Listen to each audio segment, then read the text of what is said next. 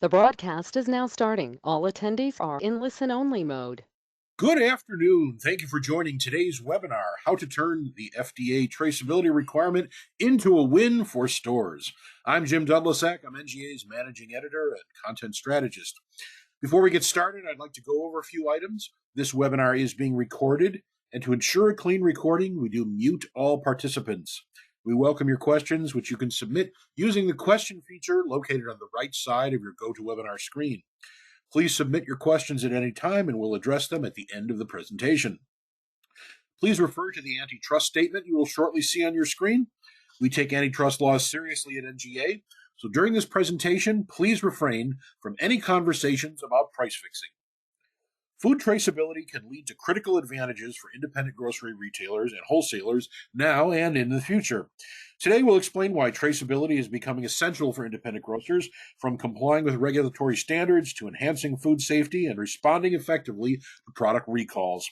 You'll see a demonstration of how traceability technology can aid in invoice reconciliation, learn about the role of traceability data in faster, more efficient recall management practices, find out what traceability-related innovations are available now and in the future, including streamlined operations, improved waste reduction, and optimized inventory management, and learn how traceability can be leveraged in an increasingly competitive marketplace.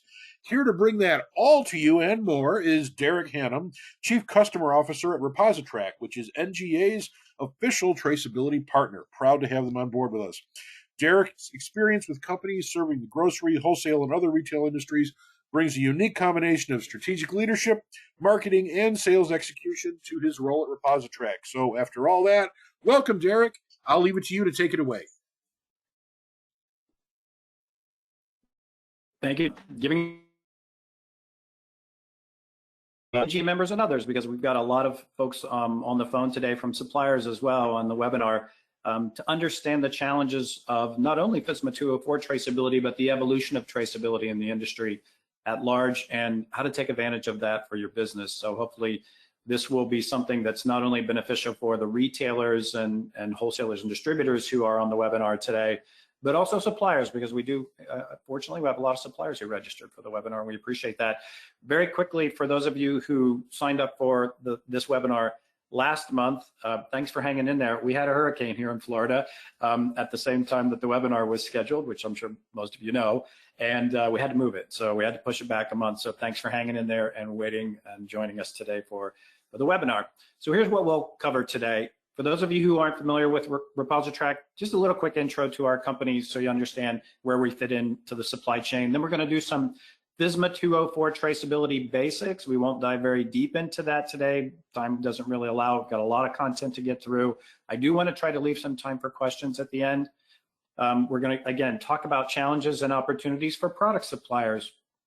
This is a very collaborative activity, traceability, and getting there requires trading partners from suppliers through distribution and retailers to all work together to get to a good outcome. And so we want to have a little bit in here for everybody today. So product suppliers, have a couple of slides that I'll speak to some of your challenges and opportunities. Then we'll turn our attention to wholesalers, DC operators, and also retailers, and how you can leverage traceability for real business benefit. And again, Q&A at the end.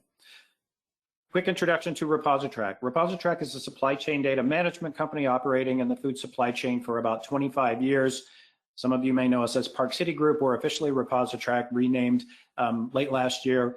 We are now connected to more than 30,000 suppliers into the U.S. grocery and food supply chain, and we're connected all the way down to the store level for many of the solutions that we offer. We're, again, a platform for sharing data, for sharing documents, and we connect the food supply chain at a big scale and process a lot of documents, a lot of shipment data, a lot of product data, and do that in an automated way for many players in the retail food supply chain today. Data management is really the core of everything that we do.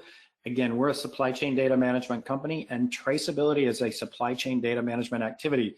It has a food safety objective, right? It is driven by the Food Safety Modernization Act, but it's, to be clear, it is about managing data in the supply chain as products move through the supply chain.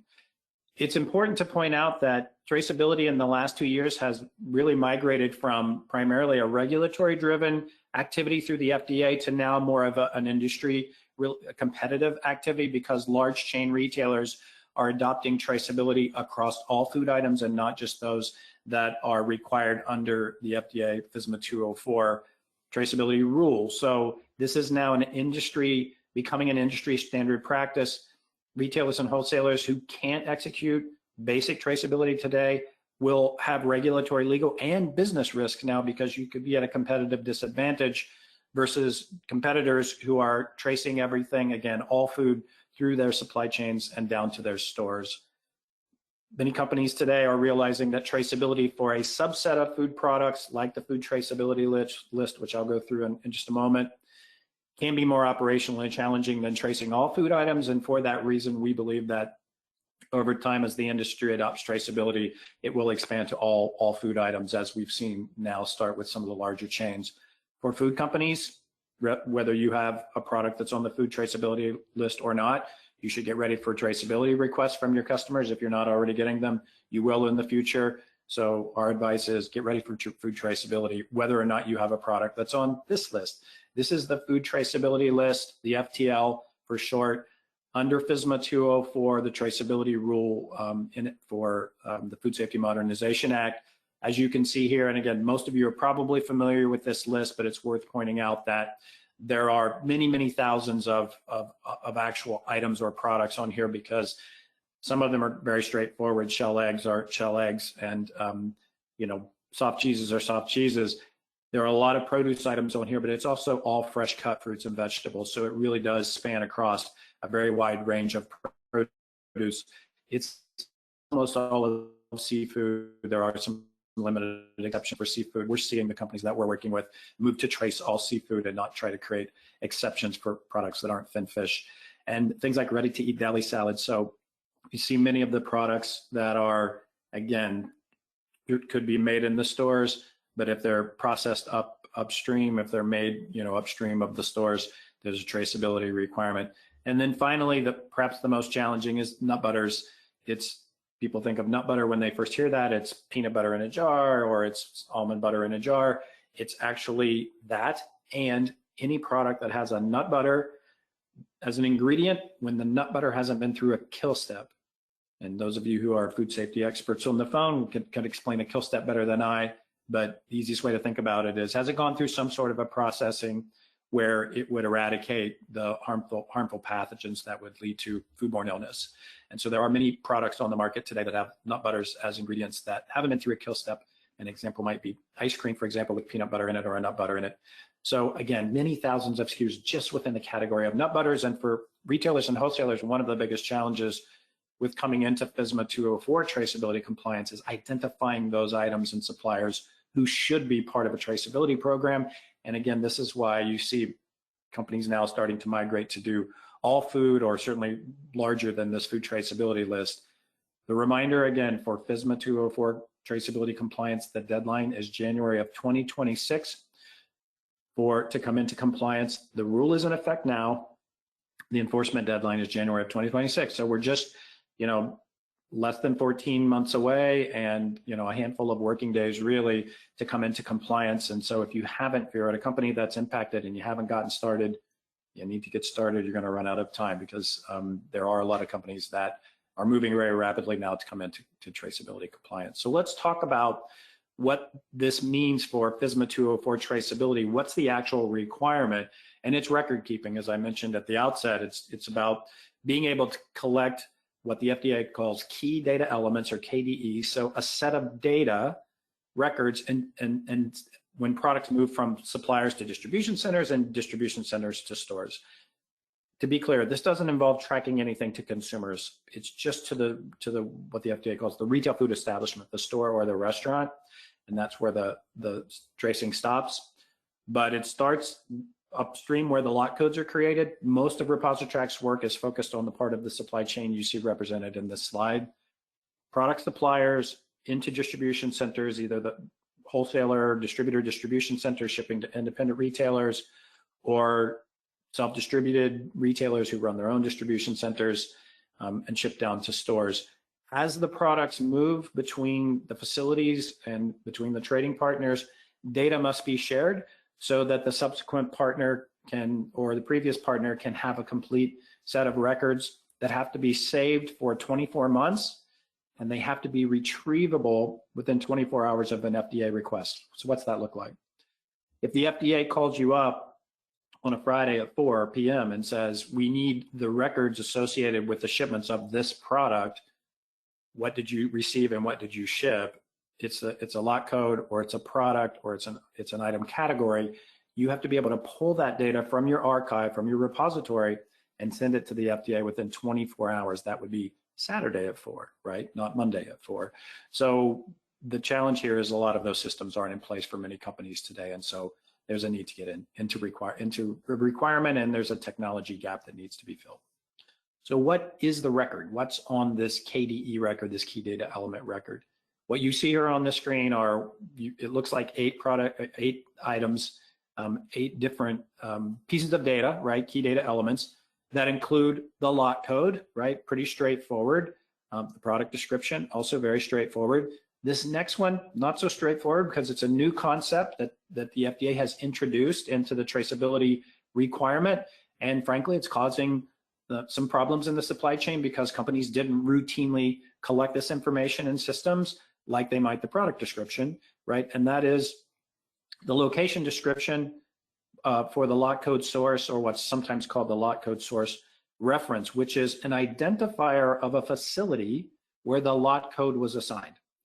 So when and how lot codes are assigned is regulated by the FDA rules, and you need to have an identifier if you're the party that's creating the lot code of where the lot code was assigned, and the FDA gives you about 4 or 5 different options to do that.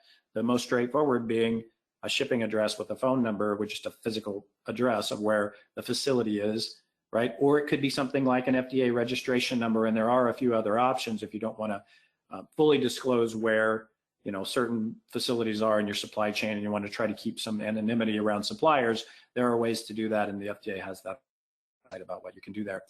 Everything after that is what would typically be collected on a bill of lading, right? It's logistical information, it's transportation related. The ship from location, the ship to location, the date of the shipment, the quantity and unit of measure of the product, and then some sort of a control document like a bill of lading. There has to be a reference to a document like a bill of lading with a bill of lading reference number, as you can see in the example here. Those are the 8 key data elements. So that's the minimum set of data required by the FDA for shipping and receiving critical tracking events. Again, that you have to keep a record somewhere, and you have to be able to retrieve it. So let's shift now to spend just a few minutes talking about the challenge of traceability for suppliers. And we're hearing this firsthand at ReposiTrak because we're talking to many thousands of suppliers in our work to execute traceability for a number of our customers. And here's the challenge for suppliers. You're going to have customers that want you to do traceability in one fashion with them, others that want to do it another way. Some of them might use a third party like ReposiTrak, and you can start to see how this could proliferate across your customer base in a way that could be quite challenging. Will every customer want different data shared in a different way? There are retailers today asking for more than the FDA required data set.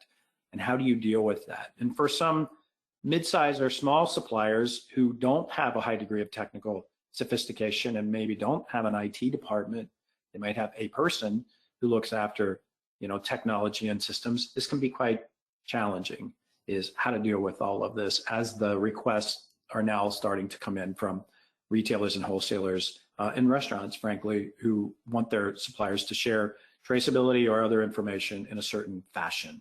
So our advice to suppliers would be flip the script, to turn this into an advantage, become traceability friendly. You have to understand that whether, again, you have a product on the traceability list for FSMA or not, you're likely going to be doing traceability with one or more of your customers, particularly if you're a food supplier, right? You're a food supplier, almost certainly you're going to be doing traceability regardless of the product that you supply. So don't fight the wave, look for ways to ride it, right? There are technology platforms that enable you to exchange traceability and supply chain data easily with all your customers, regardless of the systems that your customers use. look for ways to do that. Look for universal platforms that enable you to easily share the data based on your current technical capabilities, not investing in new systems or investing in an ERP when you don't necessarily need one or can afford one today. When you're looking for technology partners, something to keep in mind is, avoid systems that are volumetric. In other words, as your business grows and your shipping volume grows, your fees grow. There are opportunities to create flat rate pricing deals and lock them in so that as your business grows, you're not penalized for your growth because you're spending more to do traceability with more customers or more volume with current customers. And then leverage that to your business advantage. Use it in your marketing and sales. Become traceability ready and promote that to customers and prospects. Retailers and wholesalers will be looking for suppliers who are traceability ready in the same way they look for suppliers who have good food safety practices, right? And are professional and well positioned in other ways, right? Have good products, do the homework, have good pricing. It can become something that is part of your overall marketing and sales strategy, and you can adopt it to grow your business. So try to ride the wave rather than resist it. Now let's talk about wholesalers and retailers. And in our experience now working on traceability for the last couple of years with wholesalers and retailers, we have found that it's helpful to think about implementing your traceability program as 3 separate and distinct phases. And so phase number 1 is you've got to have a way for your suppliers to onboard with a program, a system, some sort of a platform to enable data sharing. This is, again, many thousands of hours because most retailers and wholesalers will have hundreds, perhaps thousands of suppliers that they have to require to do traceability, even if it's just for FSMA 204 traceability. And they have to find a way to collect the data as supplier shipments come into their facilities. And then again, they have to do something with it, right? They have to store the data. So you have to collect it, manage it, and store it so you can retrieve it to be in compliance with FSMA 204. So supplier onboarding is the first step, and I'll go into that in some more detail in the next slide. The next step would be the distribution center warehouse traceability.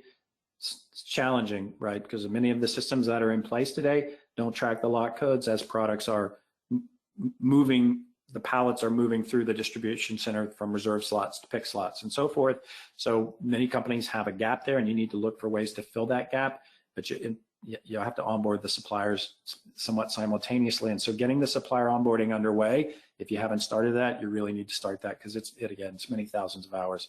And then finally, if you operate stores or if you're a wholesaler shipping to independent retailers and they are your stores, there's work to be done at the stores. Stores will have to be able to do traceability because their warehouse provider, their distributor, their wholesaler won't be able to solve the traceability challenge that they have with their other suppliers. Every retail operator has multiple suppliers. They might have a primary wholesaler, but they have many other suppliers as well, and those suppliers will have products on the food traceability list. And as a retailer, you're going to have a mechanism in place to collect lot codes and create traceability records. You have the same requirement as a retailer that a wholesaler does in terms of you have to create a key data element record for everything that comes into the store. You have to store it for 24 months, and you have to be able to get to it within 24 hours. Stores don't have those systems in place. So you're going to need a system in place to do that. Your wholesaler can help you, but they won't be able to solve the problems and the challenges that you have in working with your DSD suppliers and your other distributors. You're going to need a system that works for all of your inbound receiving.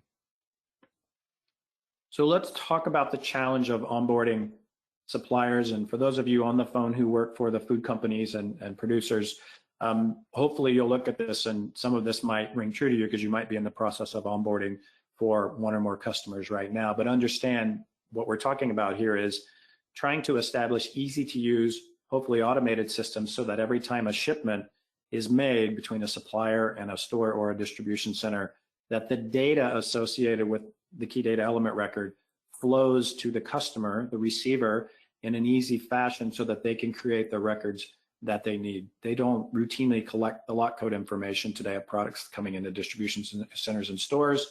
Changing it to collect the lot codes in a manual way at the distribution center is really problematic and challenging, nearly impossible.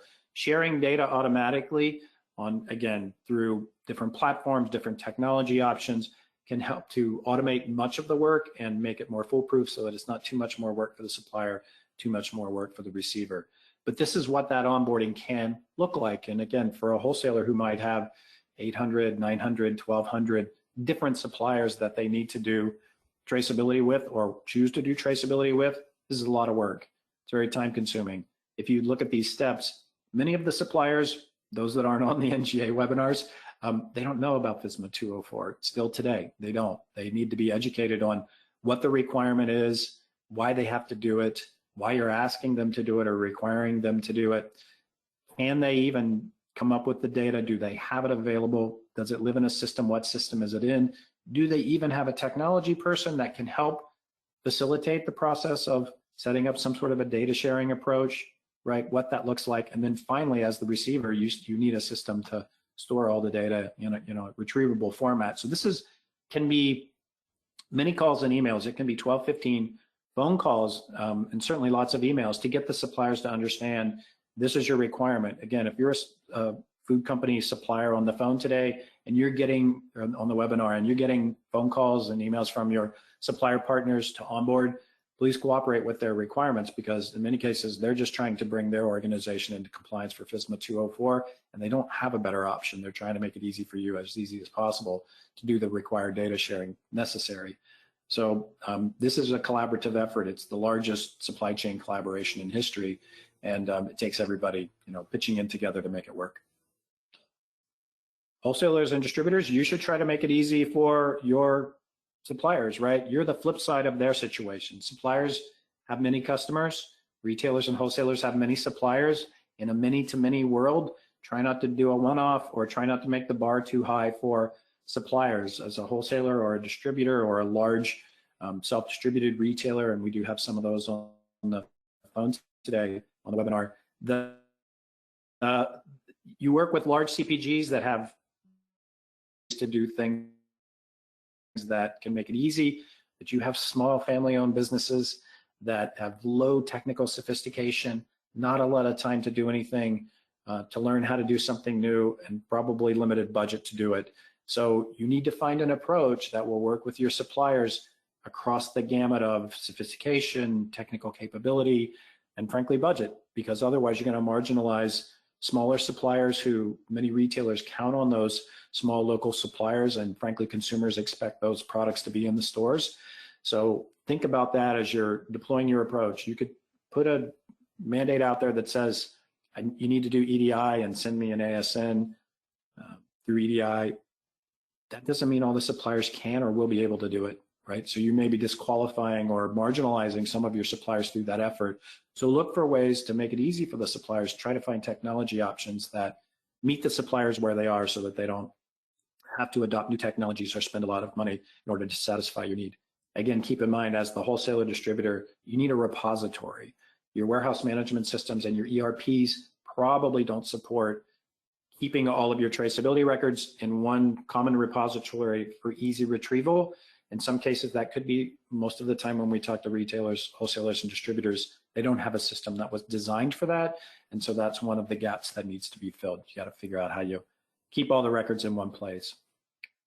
I want to spend just a few minutes on the case label, because we believe there is, in our conversations, again, with participants up and down the supply chain, there is some misinformation or confusion around what the case label can do in terms of helping you create a traceability record, and it can't do everything, right? So the case label is important. We'll talk about it more when we talk about scanning at the store, but there's only so much the case label can do. So when we go back, we think about that KDE record and those 8 key data elements that need to be collected. This is another way of thinking about them.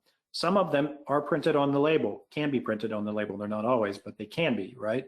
So at the time the label is printed and applied to a case, the lot code is known, should be known, right? Because that's usually where the lot code was assigned, not always, but usually.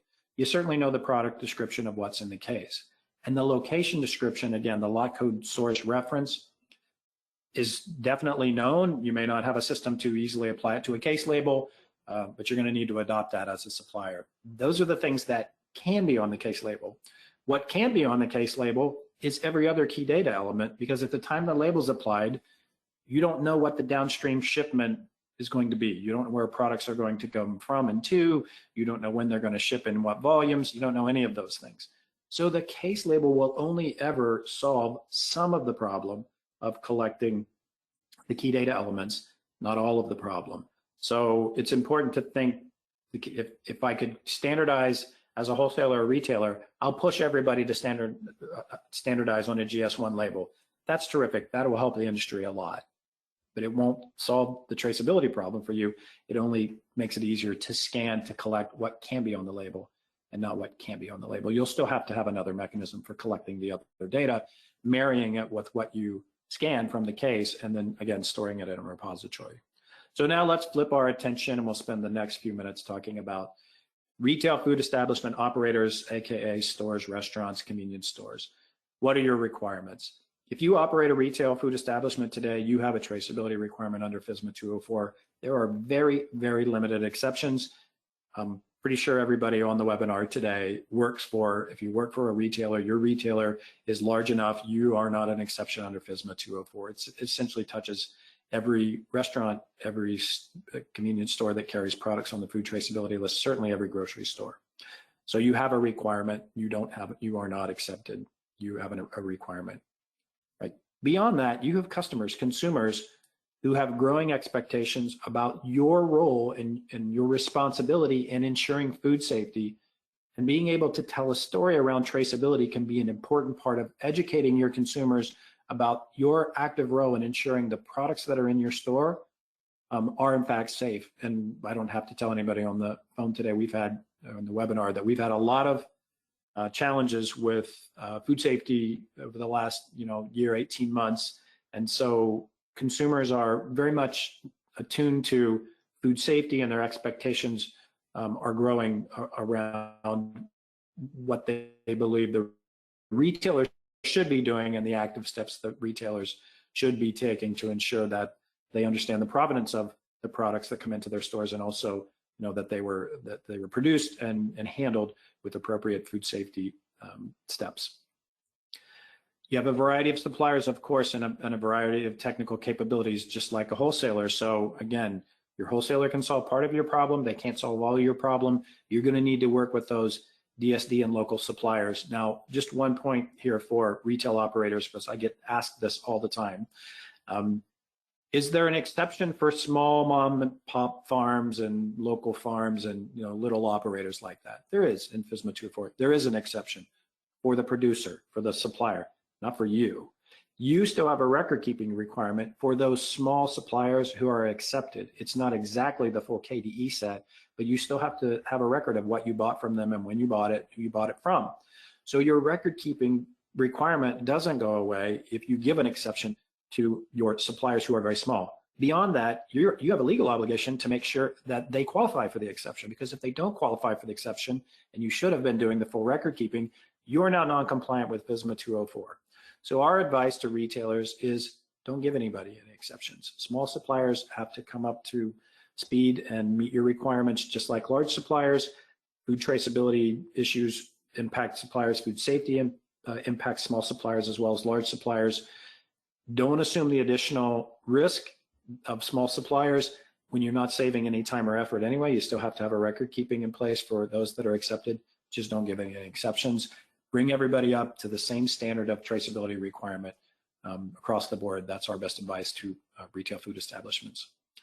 Okay, so let's talk about store receiving, because there's a big area of opportunity here, and frankly, many retailers, when we first talk to them about this, don't like the idea of it. Changing receiving processes or potentially adding labor or adding time in the receiving process is not something that retail operators are interested in. There's plenty of pressure on retail operators right now in the marketplace around labor, around cost, around competition, and they're not looking for anything new to do. But the fact of the matter is, you're going to have to do something at receiving in the store in order to come into compliance for traceability. Some retail operators may be able to more completely rely on a distributor or a wholesaler. Some of them will have to have more of a traceability capability within the stores. Chances are, if you operate stores today, you're going to have some sort of a capability within the store to deal with traceability, right? So you're going to have a way to collect lot code information from cases, right? Supplier labeling is a problem today, not because it's not all standardized under GS1. Again, it would be great if all suppliers adopted the GS1 standard. That would be excellent for the industry. It's worse than that today. There are a lot of cases that don't have a lot code at all. It doesn't have a barcode that's machine readable. It doesn't have numerical, alphanumeric that's human readable. They just aren't there, right? Systematically, not like they went missing in shipment. That's a problem. So as a retailer or wholesaler, you should be looking at that today to understand what is the status or state of case labels that are coming into my facilities, because I'm going to need lot codes on case labels. And the work of getting suppliers to make the changes and make the investments to upgrade the case labels to include lot codes, or ideally convert to the GS1 standard, that takes time. It's an effort and an expense on the part of the suppliers, but all suppliers will have to get there. It won't be acceptable in the future to not have a case label that doesn't include a lot code. The industry will just force it on suppliers. And so this is something else that suppliers are going to have to deal with in order to stay in the game and not get marginalized in a world of complete traceability in the food supply chain. So it's time to rethink store receiving and how you approach store receiving. There are some business opportunities here that can far outweigh the additional cost and labor requirement of scanning every case into the store, which many retailers will do. So let's talk about some of those areas of opportunities. One of the things that ReposiTrak is doing now is introducing automated invoice reconciliation, so that as you scan cases in, it can be automatically reconciled against an invoice that we received from a supplier like a wholesaler or distributor, so that the reconciliation process can be largely automated. So it goes faster. Receiving could actually go slightly faster because you're not constantly trying to worry about counting cases. Keep in mind, you don't have to scan cases at the time of the delivery. You can do case level scanning later. You don't have to do it immediately while the truck is there. You can do it later. So I'll talk a little bit more about automated invoice reconciliation.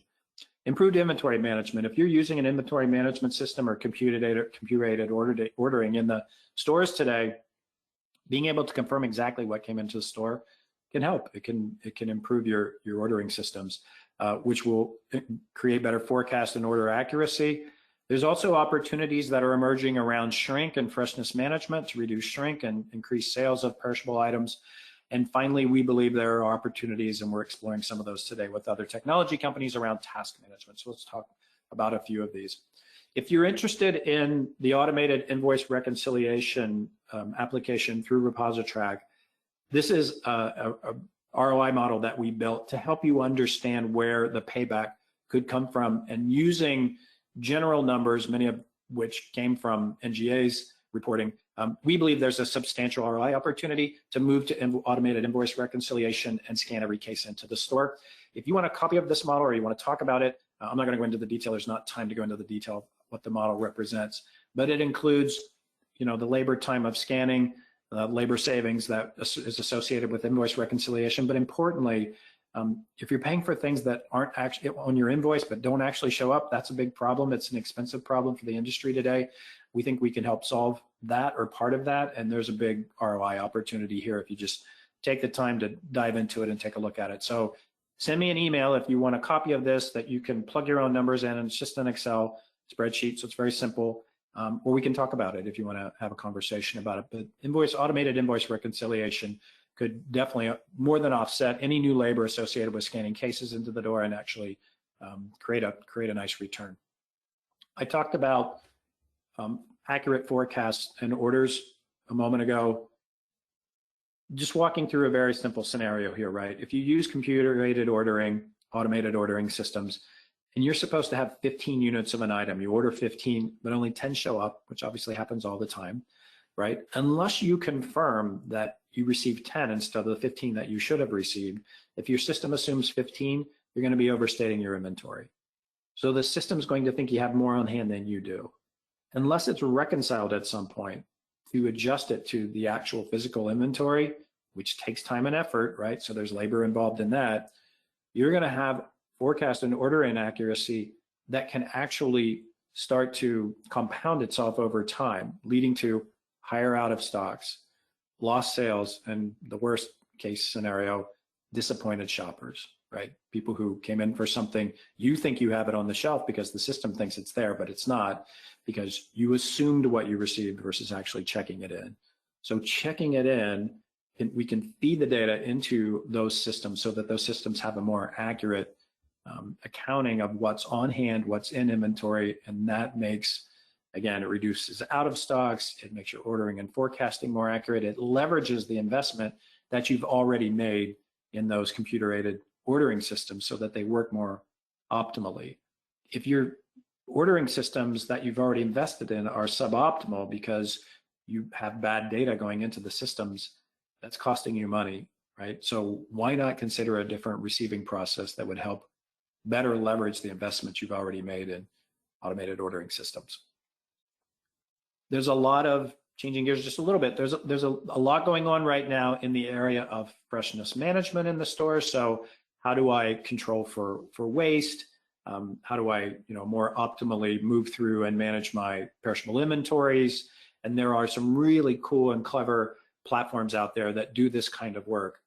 All of them would benefit from more accurate receiving information, and ReposiTrak or other platforms could feed that data into those systems. So we're in conversations now early with some of those platform operators, some of those technology companies, to do that work, to say, what would it look like if you could get more accurate data, if essentially every case coming into the store was scanned in precisely, what would that look like? And again, in terms of optimizing those systems that people have already made investments in or are thinking about making investments in. The same could be said for task management, right? A lot of task management is driven by inventory management and counts and freshness management. And if you had a better accounting of the data of the inventory coming into the store, items coming into the store, feeding it into those systems through automated data exchanges would help leverage those systems and could automate more of that work. So you get, again, better leverage and better optimization out of the investments in those systems. So you can start to see here now traceability could actually drive efficiencies throughout the supply chain all the way to the stores. We often hear, some of the associations have different supply chain of the future type initiatives that envision a digitally connected supply chain where data related to product shipments is shared automatically and systems become more accurate and procedures become more efficient and processes become more efficient because there's just better accuracy and efficiency in the data sharing.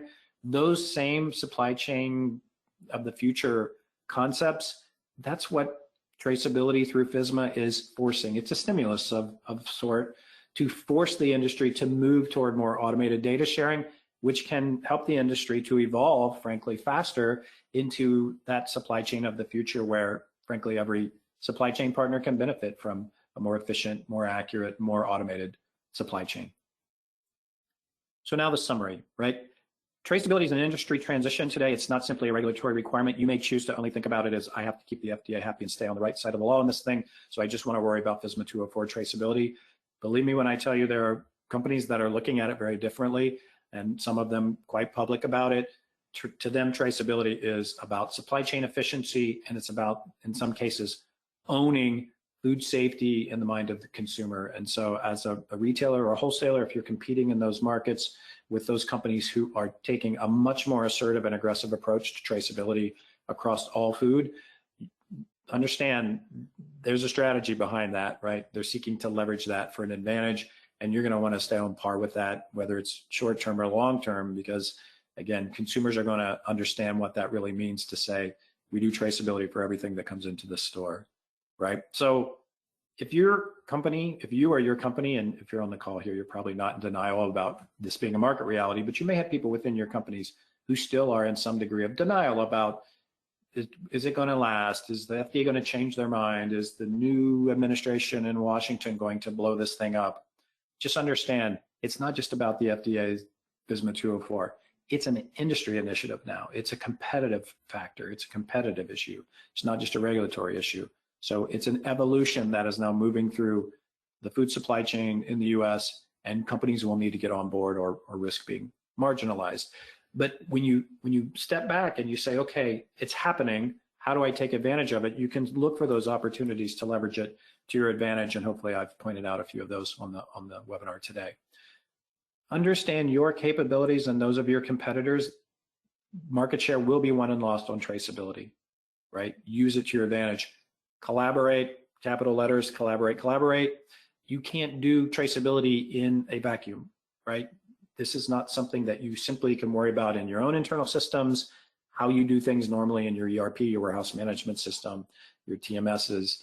You have to share data up and down the supply chain. You have to be a good partner and look for ways to make this easy for your trading partners so that you're not burdening them with new work or new expense. So again, look for ways to collaborate, look for platforms to create collaboration, look for organizations like NGA who promote collaboration among the members so that you can leverage, the greatest gains with the least amount of cost and new work.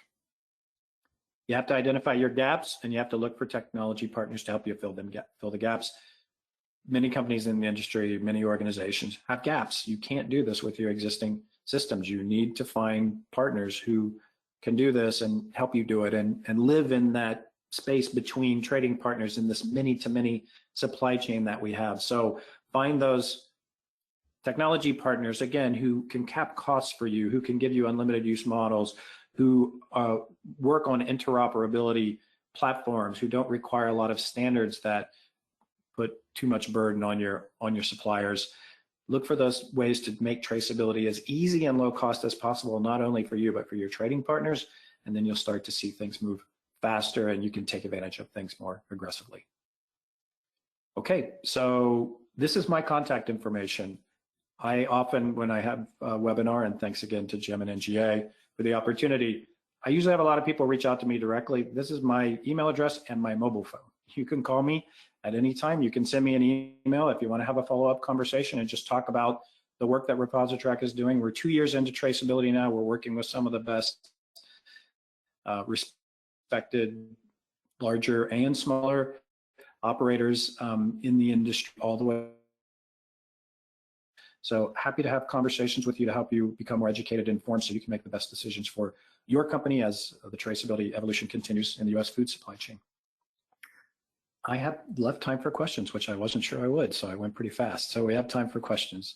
Jim, did we field any questions that came in? It's time to stump the webinar guest. I'm going to encourage our sizable audience to please submit your questions using the question feature on your control panel, because we have plenty of time to address them. One of the first questions we got is, how can I get a copy of this webinar? Well, Derek just shared his contact information. So if you want to reach out to him, or you can reach out to us at NGA. Also, we will be sharing a link to a recording of this webinar. So if it's not necessarily the slides you're after, but if you want to see the actual presentation again, we'll be pushing that out to members of NGA through our member communications. We'll also be providing that to our friends at ReposiTrak, so they'll have it to share as well on their channels.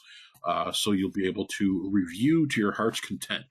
So let us get to some of the questions that are starting to roll in. You mentioned nut butters as an ingredient in ice cream as not having a kill step. If the supplier can verify that a kill step with a 5 log reduction has been achieved, is traceability still required? Yeah, so I want to say the answer to that is likely yes, but I would encourage you to confirm with the FDA. So the FDA, because I'm not a food safety expert, and ReposiTrak, we're not food scientists, right? We're supply chain data people. So for those of you who don't know, the FDA and FSMA, there's a wealth of materials about FSMA on the FDA website. And if anybody has a hard time finding that, you can Google, FSMA 204 traceability FDA, and you'll find their materials. But they have something called the Technical Assistance Network, the TAN. You can submit your questions directly to the FDA. And I've been told from suppliers and customers who have done this that they usually get an answer within 48 hours. And every question that's the question and the answer that is submitted through the Technical Assistance Network is actually published on a continually updated FAQ that's also on the FSMA 204 website. So go direct, for questions like that, I would encourage you, go directly to the FDA. Don't take the supply chain data management person's advice on what constitutes a kill step or not. I do know that there is, in FSMA 204, there's an exception, kind of flipping it the other way. If you produce a product that's on the food traceability list and your customer confirms they have a kill step, in other words, you're an ingredient supplier and you're selling it to somebody who's processing it, and they confirm that they put it through a kill step, you don't have to have a shipping KDE record for shipping the product to that company, but you have to have their documentation that they always send that product through a kill step. So I believe you can get the validation or verification on that question that you need directly from the FDA. All right, next question. How will ReposiTrak work with my suppliers that don't or won't partner with ReposiTrak? Yeah, it's a good question. One of the things that we've done is try to make doing traceability for suppliers working with wholesalers and retailers who are adopting ReposiTrak as easy and low cost as possible. Once you realize that you have to do traceability and you're going to have a lot of customers asking you to do it, you're going to go, if you remember the slide with the guy kind of pulling his hair out, you're going to realize that you're going to need an easy way to do traceability with your customers. You're going to have different requests to do things in a different way. The ReposiTrak system is really low cost for suppliers and easy to use. You don't have to be a sophisticated company with an ERP to share data in ReposiTrak. There's 3 or 4 different ways to get the data into the system. So our goal is with every supplier is to help educate them. Look, you have at least one customer asking you to do this. In some cases, suppliers now have 6, 7, 8 customers who are using ReposiTrak. It's a flat fee model. So once you come into the traceability network for ReposiTrak to share data with a grocery supply chain company customer, it's a flat fee model. So you pay the fee to get in the network, and after that, every other customer that comes into the network for you, shipping from the same facility is no cost. So it's just a process of educating people. You're going to have to share data. You're going to have to have a capability to do traceability. We think we've made it as cheap and easy as possible. When we started this work a few years back, one of the things we've always said is, if traceability were free and easy to do, everybody would already be doing it because it's inherently good. Traceability is inherently good. It's inherently good for creating supply chain efficiency, transparency. It will expedite and create more precision and lower the cost of recalls. And importantly, it's good for public health and safety, and it's good for consumers. They expect this of the supply chain in many cases. So it's inherently good. The question is, how close to free and easy can you get it when you have to deploy technology to do it? We think we've done a pretty good job of that, and I would encourage any supplier who's being asked by one of their customers to use ReposiTrak, reach out to me and let's talk about it, and let's talk about the ways this can actually be beneficial for you. Again, flip it around and turn it into something you can use for sales and marketing. But you got to keep in mind, as the supplier, your customer has hundreds or thousands in some cases of suppliers that they need to collect data from, and they can't let you all do it a different way because that's impossible for them. So again, you got to kind of step outside your own world and say, I live in a many-to-many supply chain. Every supplier has lots of customers. Every retailer or wholesaler has lots of suppliers. If people choose to do things as a one-off, hey, do it my way and only my way, give me an exception, give me a one-off, it adds complication for everybody in the supply chain, and ultimately that adds cost. So we believe the industry is best served by a few platforms, the industry coalescing around a few platforms that can make it easy to do data sharing and low cost. All right. Next question. Do you envision new data exchange standards emerging? So I'm going to make some assumptions about the question. Well, I'll answer it 2 ways. From an FDA FSMA perspective, the FDA hasn't said anything about new data being added to the key data element list. They do specifically address new items being added to the food traceability list and the process for that. And so if an item, let's say just onions, for example, it's just an example, I'm not suggesting anything about onions, but onions aren't on the food traceability list today. But if they meet the threshold of the risk ranking model at some point, that the FDA established to create the food traceability list, they could hit the list, and the FDA would give the industry 2 years to come into compliance for tracing onions, which isn't required under FSMA today. So the food traceability list could change. The FDA hasn't referenced, to my knowledge, anything about the data set changing. Moving past the FDA now and talking about customer requirements, there are customers today there are retailers and wholesalers requiring more data than what's on the food traceability list. So as a supplier, my advice to you would be expect you're going to get requests that look like the FDA food traceability list and some that don't, some that are bigger data sets than that, because you're going to get that. And there are already retailers, in the industry that are doing that. So just be prepared that it won't be a standard set of data. It could be something more than what you expect from FSMA 204. Just like, I talk to suppliers who don't have products on FSMA 204, but they have customers requiring it today. Expect it. If you're a food supplier, expect you're going to get traceability requests, maybe not in the short term, in the long term, almost a guarantee you're going to get requests to do traceability. What does the process for capturing data at receiving look like? What hardware is needed? And are there any studies done to understand operational impact? Whew, that's a big one. So we might need a webinar just on that. But so it depends on, receiving can be different in different facilities, right? Receiving at a distribution center looks different than receiving at a store. Obviously, from a scale, scope, and volume standpoint, it's very different. Distribution, for everybody who knows this, I apologize if it sounds very remedial. Distribution centers are finely choreographed operations, right, that don't have a lot of room for variability in the process or to introduce new processes that require more time or more labor. They're really at their best efficiency, and they're also have razor thin margins. So anything that disrupts or interrupts that receiving, shipping, or picking process, any of those things that have been refined by the distribution center operator can be extraordinarily problematic. So ReposiTrak's view of it is try to minimize anything that looks like new requirements for DC receiving.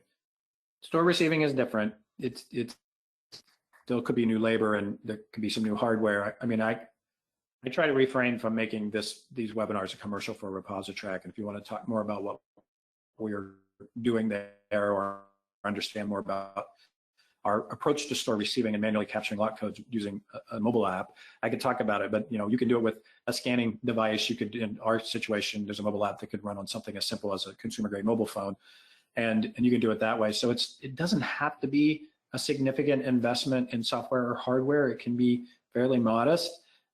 But again, when you do that and you go that extra step, it does unlock a lot of opportunities to have more efficiency or more cost gains or sales gains that can far more, more than offset the cost of the new labor or any software or hardware you might need to get into. It's actually be a pretty minimal investment to do receiving at the store, but it is a process change that stores need to look at. What we like to think is that eventually as stores change, the retailer operators change the way they think about store receiving and move to some sort of case level scanning or confirming lot codes of the cases that come into stores, they'll start to realize that the business benefits more than justify it, and traceability for regulatory purposes becomes a happy byproduct of that work. The person that asked that question, it's really a deep conversation, and I welcome it. If you want to reach out to me directly, I'd be happy to have that conversation and go into deeper detail. We are getting a ton of questions, and we have about 7 minutes left. So anybody whose question we don't get to, please reach out directly to Derek, and I'm sure he'll be happy to answer those specific. Yeah, or Jim, alternatively, if you you give us the questions, we'll answer them to the best of our ability, and we can push them out to people as well. That's the other approach, right? We could push them back all out. But that's what we do in our own webinars. Is we don't want anybody's questions to go unanswered. So if we don't get to everything, we'll take the list. We'll do our best to answer them in writing, and we can push it back out to everybody who was on the webinar. Absolutely. Next question. You mentioned pricing. How does a supplier get a flat rate? I have 2 distributors requesting traceability through ReposiTrak.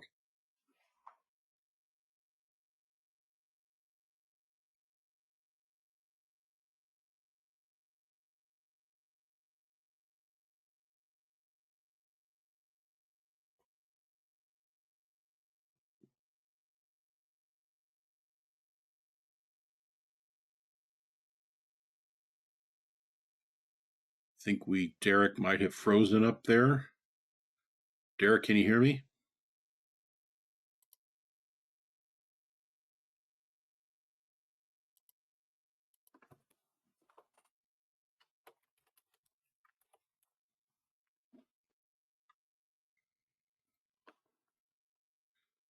All right. My apologies to the audience. I'm not sure if Derek is aware he's frozen or if anybody is hearing him.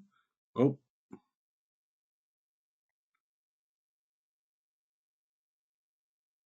oh, Derek, can you hear me?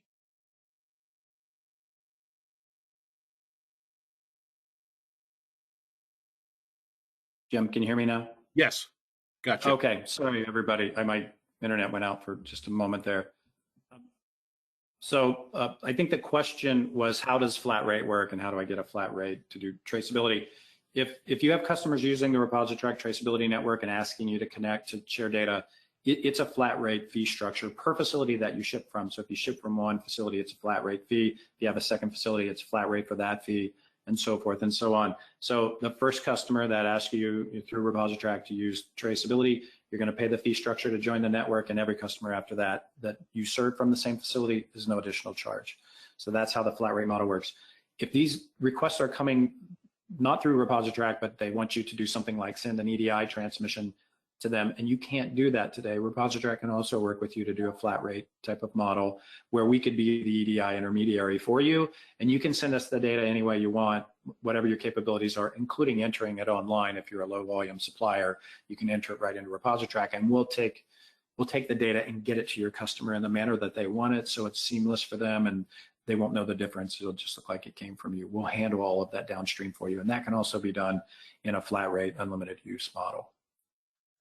So think of it as in network and out of network, kind of like your healthcare, right? If they're in the network, it can be a flat rate model, unlimited use. If you have customers coming to you that aren't through the ReposiTrak network, we can still help you out of network. Fee structure is a little bit different, but it can still be a flat rate model. All right. Still got a ton of questions, so let's see how many we can get to. If Okay, multiple customers are requiring subscriptions to ReposiTrak, and as the distributor we subscribe once, will the single subscription cover sharing KDEs with any customer registered with ReposiTrak? Yeah, so I think I just covered that. So I'll just speak to it really quickly, but I think I just covered it. The ReposiTrak fee is per facility that you ship from, but it's flat rate unlimited use for your grocery customers. So if you got the first grocery customer ask you to share data, you connect to ReposiTrak, you set up your data sharing. Any grocery customer who comes into the network after that and wants you to do traceability with that facility that you're shipping from, no additional fees, right? So it's per facility. If you have two facilities and you only serve the first customer from one facility and you come into ReposiTrak for the first facility, you'll pay the fee and it's unlimited use for anything from that facility. If the second customer is serviced by another facility that you have, you're going to pay a second fee, but it's also unlimited use, right? So eventually you're looking at, a fee structure that's capped on a per facility basis for unlimited use. About 70% of the suppliers that we're working with today, and we're working with thousands of suppliers, only have one facility, about 70%. Obviously, large CPGs can have dozens of facilities or more, and so there's certainly a concentration of companies that have many facilities, but the vast majority of the industry actually only has one or two facilities that they ship from. So it's a very reasonable fee structure, and I'm happy to again talk to anybody about that if you'd like to reach out. All right. Looks like we might have time for one more question before the end of our time. Retailers have the money to set requirements. Growers and farmers struggle financially, causing resistance to change. How can those of us in the middle support and guide the suppliers to meet the information demand of the big retailers? That it's a good question to end on, because that is the challenge. This is an industry challenge, right? The FDA has created, again, the stimulus for this to happen in the industry, and now the industry is moving broader and more widely than the FDA requirement, and it will impact everybody in the industry. And at ReposiTrak, we're particularly focused on we don't want to see small operators get marginalized because the industry is evolving to do traceability. That's why we've created flat rate models with low fees and things, and try to make it easy to meet people where they are from a technology perspective. But there is no arguing that traceability is injecting new cost in the industry. Look for ways to leverage, again, platforms that can help you deal with more customers and deal with upstream suppliers in a way that's easy and affordable for everybody. Find platforms that do that. Again, ReposiTrak's not the only one, obviously, but our approach has always been, it's better if, traceability works if it's low, free and easy, right? How do you get close to free and easy? That's really what the whole challenge is here. We want to get as close to free and easy as possible.